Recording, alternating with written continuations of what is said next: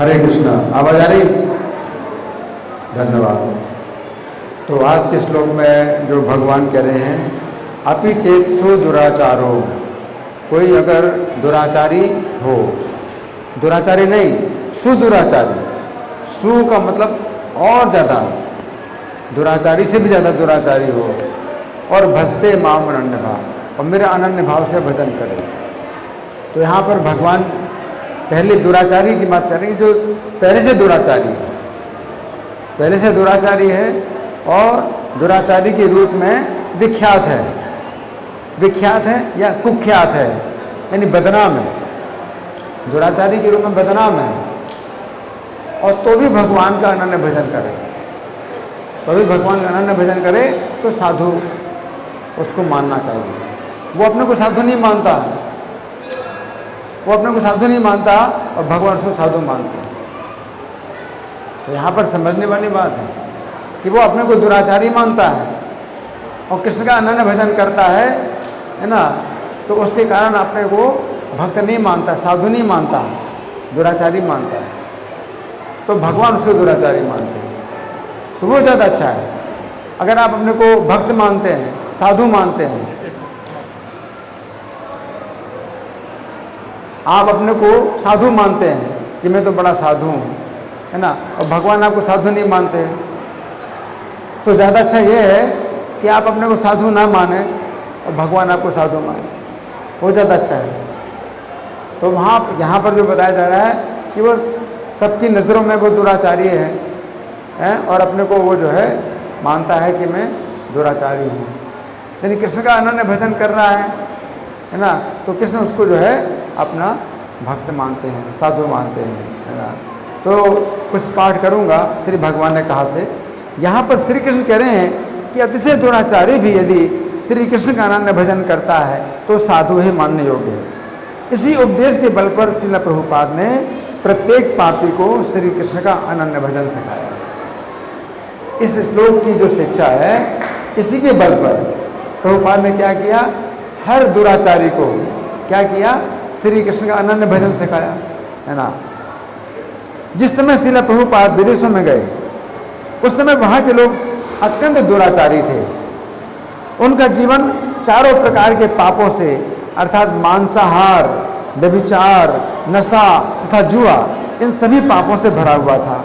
और यदि श्रील प्रभुपाद उनसे कहते, मैं तुम्हें श्री कृष्ण का भक्त बनाने आया हूँ, तुम लोग इन 4 प्रकार के पापों को छोड़ दो, अगर प्रभुपाद ऐसा कहते कि मैं तुम्हें कृष्ण का भक्त बनाने आया हूँ, तुम 4 प्रकार के पापों को छोड़ दो, उस समय वे पापी लोग श्रील प्रभुपाद से कहते, हम इन पापों को नहीं छोड़ेंगे, आप ही इस स्थान को छोड़ दीजिए। वो क्या बोलते, हम पाप में छोड़ेंगे, आप इस स्थान को छोड़ दीजिए।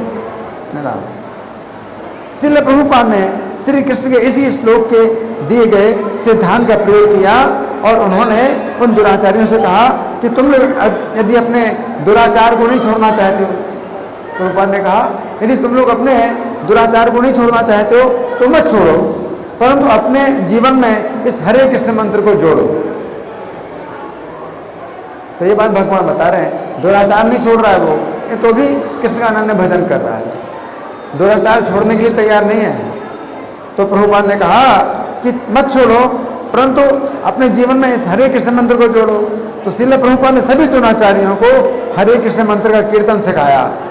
श्रील प्रभुपाद के संगीत में हरे कृष्ण के कीर्तन से दुराचारी लोग आकर्षित हुए, अच्छा लगता है, आकृष्ट हुए और घंटों तक वे प्रभुपाद के द्वारा कीर्तन में भाग लेते रहे। इस प्रकार उनका जीवन शुद्ध हुआ।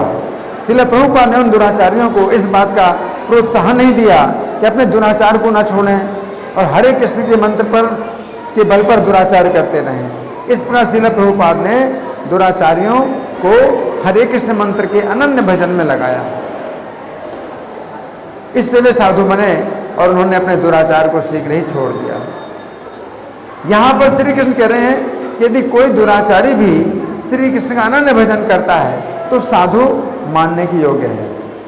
चीन में भी लोग अत्यंत दुराचार का जीवन बिताते हैं। वहाँ प्रचार करने वाले श्रील गिरिधारी स्वामी ने बताया कि भारत में यदि हम भगवान की बात बताते हैं तो लोग हजारों की संख्या में सुनने के लिए आते हैं, है ना। परंतु यदि हम चीन में भगवान की बात बताते हैं तो लोग हजारों की संख्या में भागते हैं, है ना। ऐसी स्थिति में भक्तों ने उन दुराचारियों को बुलाकर कुछ आसन सिखाए, बुलाया। नहीं नहीं, हम आपको भगवान की बात नहीं बताएंगे, आओ। क्या हम आसन सिखाएंगे तुमको? तो चाल चली ना भक्तों ने। आप वो दुराचार को नहीं छोड़ना चाहते, भगवान को नहीं मानना चाहते, तो भक्तों ने चाल चली, अच्छा अच्छा आओ हम तुमको कुछ आसन सिखाएंगे। आसन सिखाए, इन आसनों को करने से शरीर स्वस्थ होगा। हाँ ठीक है, आ गए, हम आसन सिखाते हैं, शरीर स्वस्थ होगा। और फिर उन्होंने हरे कृष्ण मंत्र सिखाया। मंत्र सिखाया, भगवान का नाम नहीं है। अगर कहते भगवान का नाम है तो वो नहीं लेंगे, मंत्र है। इस मंत्र से मानसिक तनाव दूर होगा। तो दिमाग में तनाव बहुत रहता है, तो इस मंत्र से मानसिक तनाव दूर होगा। इस प्रकार वे हरे कृष्ण मंत्र का जप करते करते साधु बन गए। हरि बोल। फिर भक्तों ने उन्हें गीता के सिद्धांत बताए, इस प्रकार वे हरे कृष्ण आंदोलन के भक्त बने, है ना। तो यहाँ पर श्री कृष्ण कह रहे हैं, यदि कोई दुराचारी श्री कृष्ण का अनन्य भजन करता है तो वो साधु मानने योग्य है। तो इसका अर्थ ये नहीं है कि कोई व्यक्ति भजन के बल पर दुराचार करे। भजन के बल पर दुराचार नहीं करना, ठीक है ना, है ना। तो जो साहजिया होते हैं तो वो अपने को कृष्ण का भक्त बताते हैं और समाज में सम्मानित, समाज में जो है सम्मान पाते हैं कि हम भक्त हैं, और उसमें फिर दुराचार करते हैं, तो वो साधु नहीं। भगवान जो है ऐसे लोगों को साधु नहीं है, कहते हैं कि जो अपने को साधु बताते हैं और दुराचार करते हैं।